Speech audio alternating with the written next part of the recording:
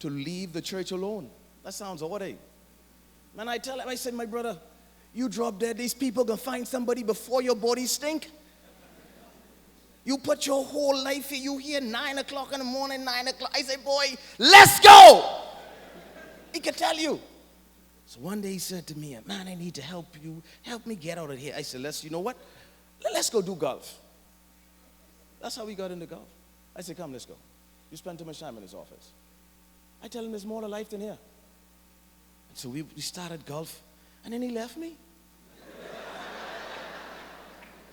I'm still golfing. The other day, the guy said, wait, where's your buddy?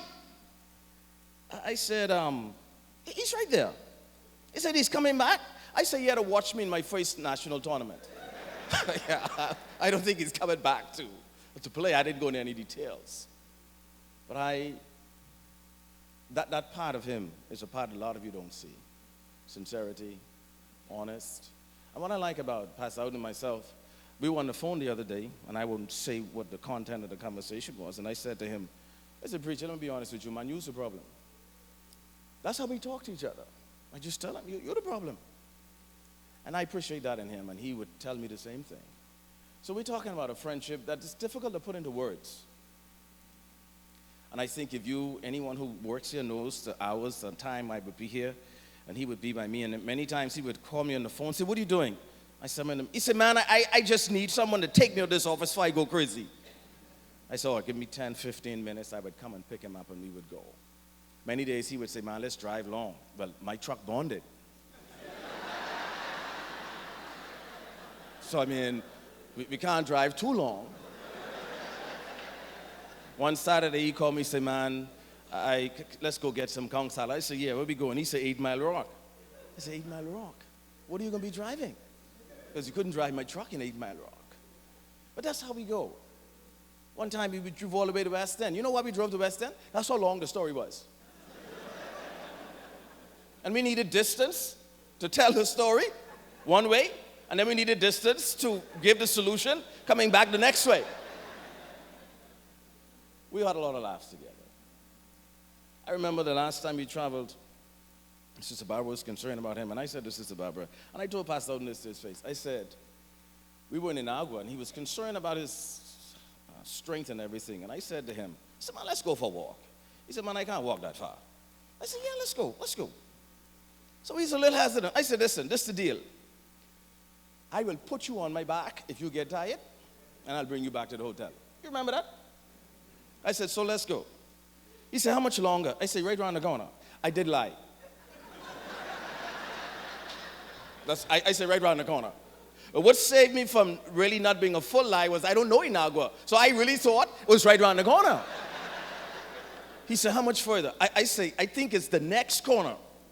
And we would turn. He said, how much further? I said, I think it's the next corner. I said to him, don't worry about it. I said, now, you bigger than me, but I'm stronger than you. And that's how much I care for Pastor Outten. If he had dropped in the road in Inagua, I would have put him on my back. And I would have told him to the hotel.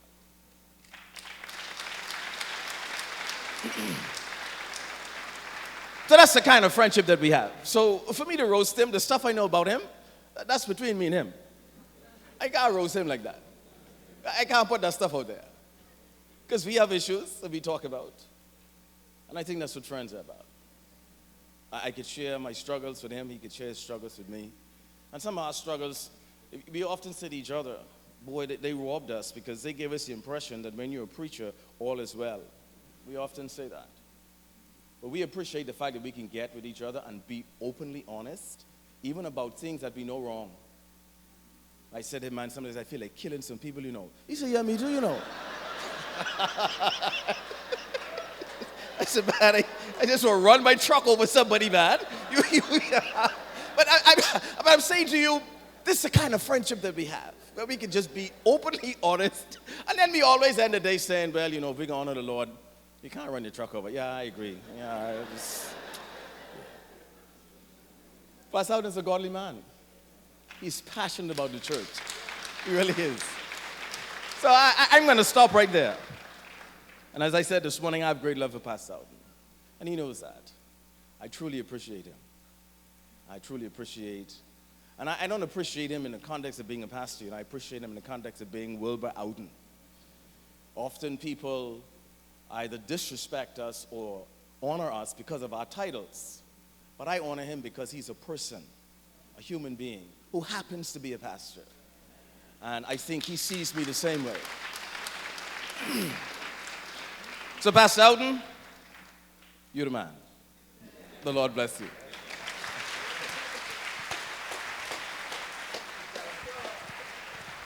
Thank you. Thank you. Thank you very much, Pastor Cedric Becker. Let's give him another round of applause.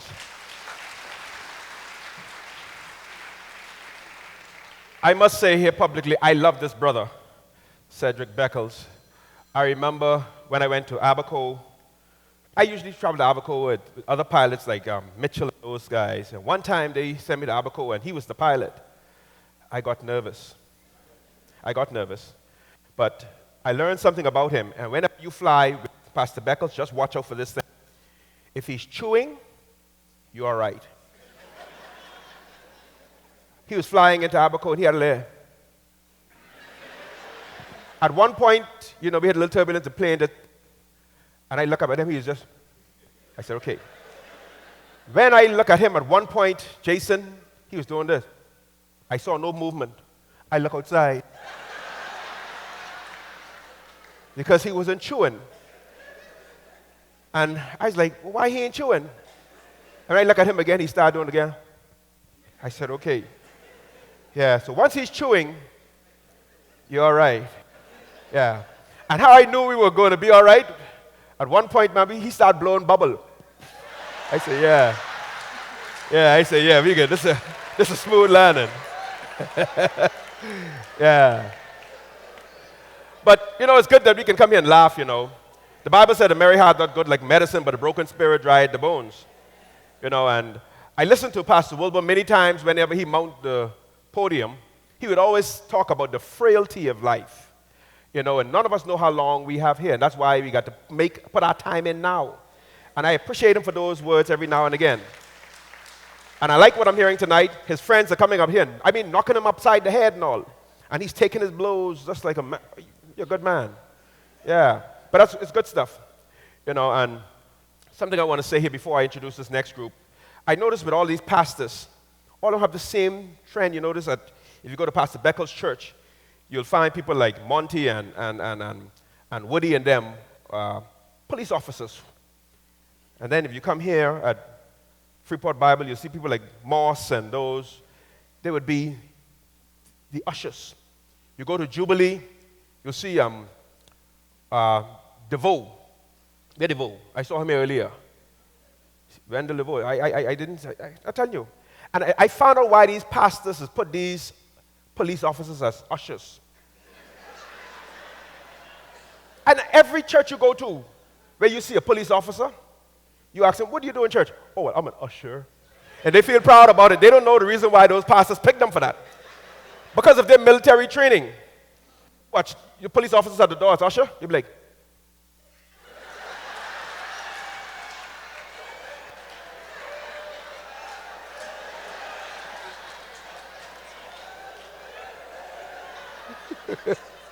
that's the military training that you have in them, Yeah. But ladies and gentlemen, this next group, talking about police officers, that's who they are. Police officers.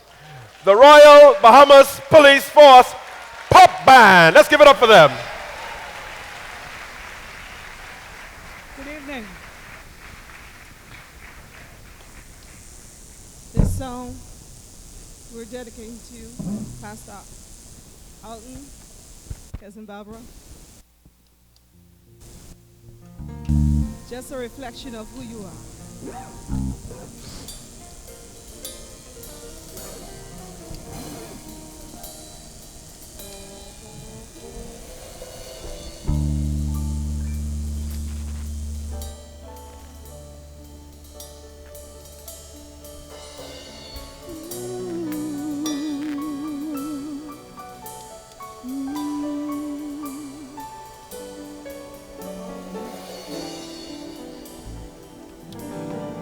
There's a hero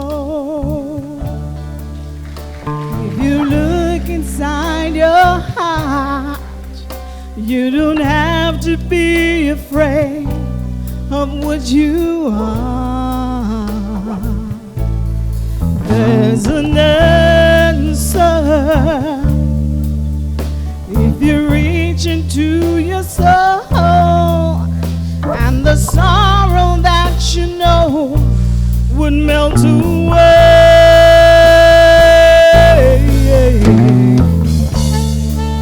And then a hero comes along with the strength to carry on, and you cast your fears aside, and you know you can survive. 'Cause when it feels like hope is gone, look inside you and be strong. There you finally see the truth, that a hero lies in you.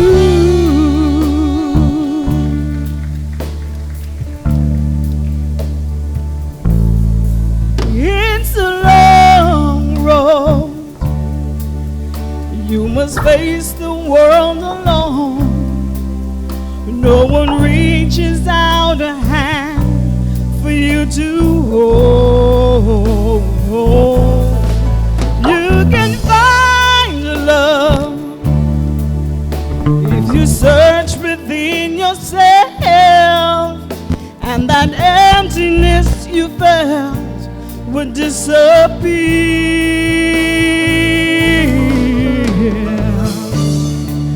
And then a hero comes along with the strength to carry on, and you cast your fears aside, and you know you can survive. 'Cause when it feels like hope is gone, look inside you and be strong. There you finally see the truth, that a hero lies in you. Oh, Lord knows dreams are hard to follow. Don't let anyone tear them away. Hold on, there will be tomorrow. In time, you'll find a way.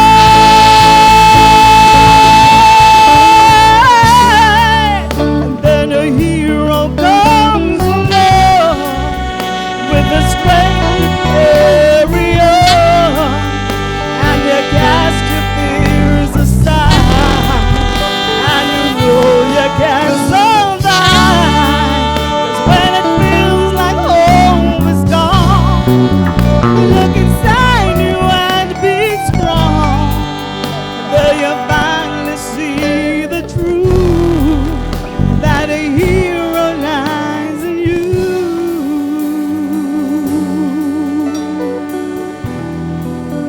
That a hero lies in you.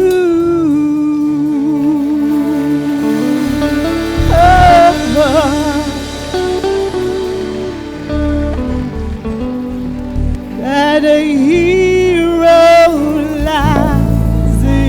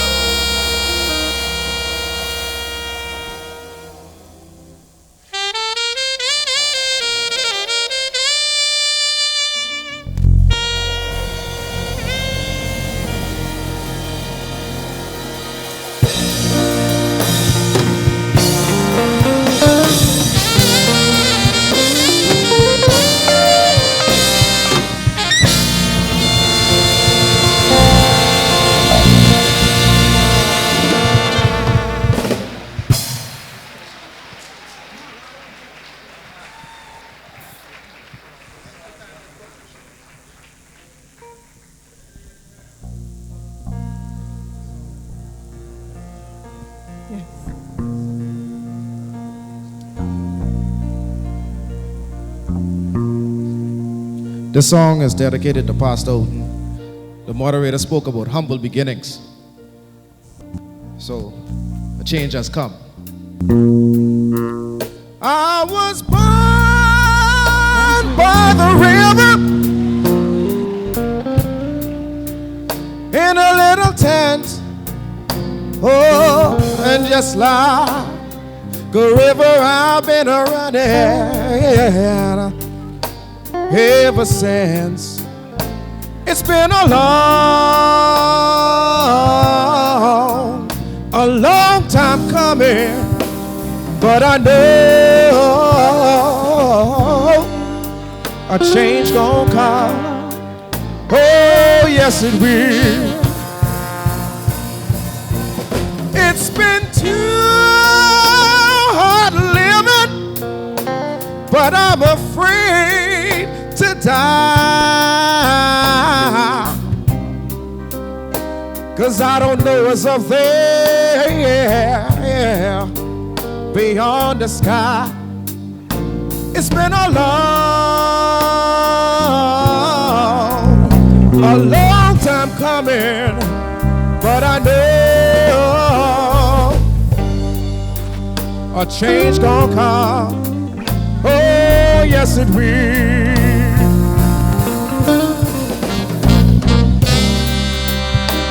Then I go to my brother and I say, brother, help me please.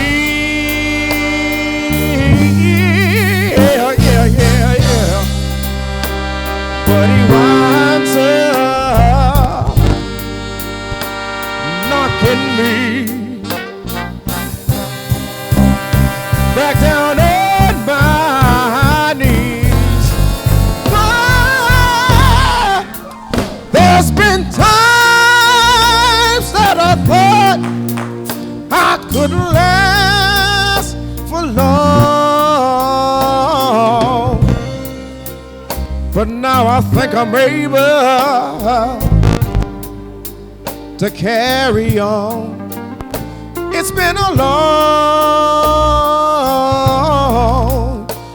long time coming, but I know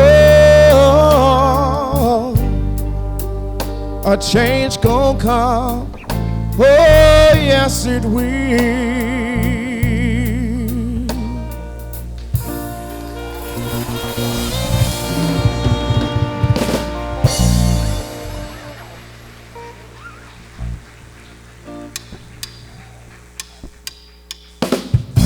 I want everybody to stand to their feet. Let's do a little bit of movement. Let's do it. I've got a feeling everything is gonna be alright. Oh, I've got a feeling everything is gonna be alright. Oh, I've got a feeling everything is gonna be alright. Be alright, be alright, be alright. I said I got a feeling everything is gonna be alright. Oh, I got a feeling everything is gonna be alright. I've got a feeling everything is gonna be alright. Be alright. Be alright, be alright.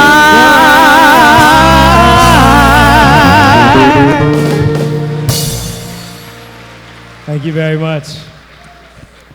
That's that prophecy in them come out now. They will have me here all night. And you know, Pastor Wilbur's a man of time. Church start at 9:30 sharp. The praise team will sing their 3 songs. Then Pastor Roach can get up and pray. Then the praise team will sing one more song. And then Pastor Roach can get up and welcome you. And then he can bless the offering. We can have a little greetings. And then Pastor Wilbur getting up. And he can preach on 3 things. First, second, and third. And then he can take his seat. Amen. Ladies and gentlemen, we are all challenged in this life. But when we are challenged, I think it is when we see the support of our family. And I'm going to invite his wife, Barbara, his daughter, Tanya, and his son, Troy, to stand. Let's give them a wonderful round of applause, along with his sister, Dorothy, Renee, and all of the family members. Come on, yes. Let's give them all.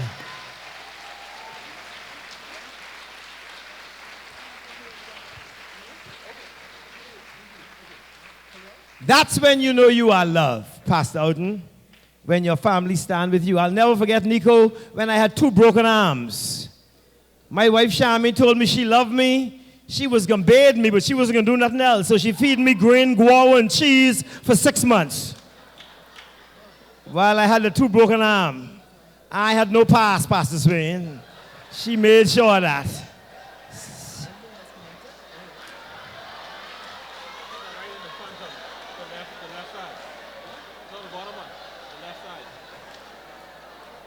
Some of y'all can get that joke on the way home.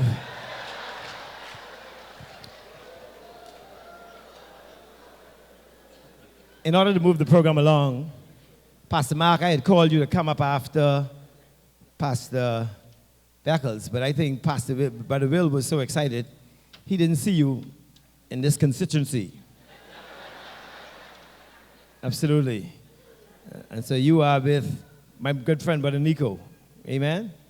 And then Pastor Lindy has arrived. My miracle from 8 Mile Rock. The only man who make 2 downtown in Grand Bahama. Downtown Freeport and 8 Mile Rock is downtown 8 Mile Rock. They are going to come and pay their respects and give their rose. We'd also given out some envelopes for persons, I think, who wants to be a part of this wonderful celebration. And so if you didn't get an envelope and you would like to have one, while they are speaking, you can raise your hand and the ushers will walk through the aisle and give them to you. After they are through, then we are going to have a wonderful selection where those of you who have your envelopes, you can bring them up. Pastor Mark came out of Freeport Bible Church. Pastor Swain came out of Freeport Bible Church. Pastor Mark was a part of that wonderful praise team when I first came to Freeport Bible Church. And I can tell you why I came here. I didn't know who invited me, Pastor Outten, but I came to your church as a member of Parliament, and that's the first time in one church they never asked me to say a few words.